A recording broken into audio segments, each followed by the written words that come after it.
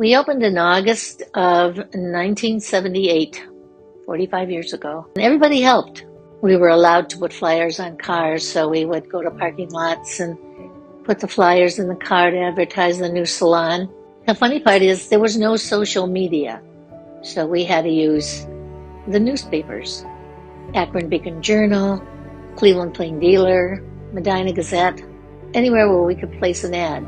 And it was costly, to place the ads in the newspapers. But that's where we got most of our interest, was from the newspapers. Seems funny now. It was only a barbershop in the beginning, and it was kind of unusual because we would take appointments. It was kind of interesting for men to come in because, they were usually in a hurry. They didn't want to wait like they did in the regular barbershops, so they were able to make appointments, and that turned out to be a really good thing for us.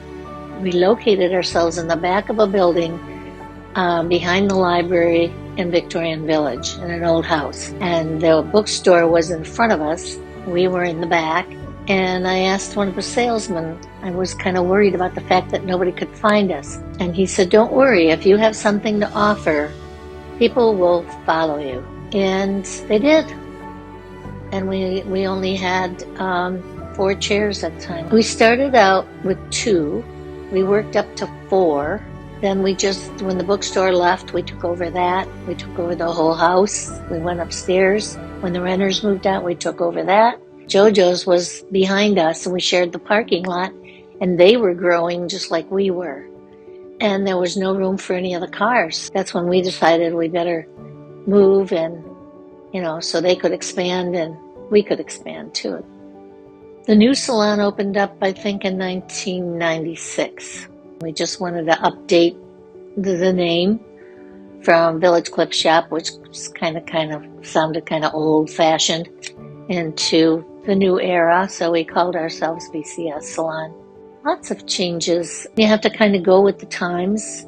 You have to go with the styles. You have to go with the new color systems. And I think the biggest change was when they allowed people to open up a lot of chair rental places where people could rent their chairs. And that had a big effect on the salon business. Also, when nail salons opened, because salon businesses usually had nail techs. So when that happened, there was a lot of competition from the nail salons. So we had to kind of change things, maybe not have as many technicians. A lot of big salons lost a lot of their staff to those.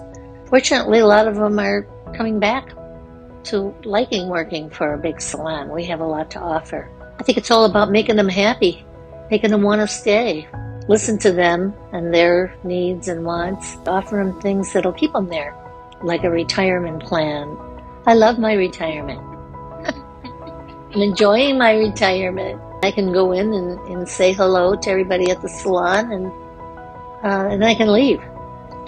It was hard to hand it over, but I knew you could handle it. It's just that I had a hard time walking away, I think. You were already doing all the things, that you needed to do. You had different talents than I did. You brought everything up to date. All of a sudden, we have technology and training programs. It's a whole new way of doing business. I think the only thing I tried to do was to let you know that everyone that came in to that salon put food on our table.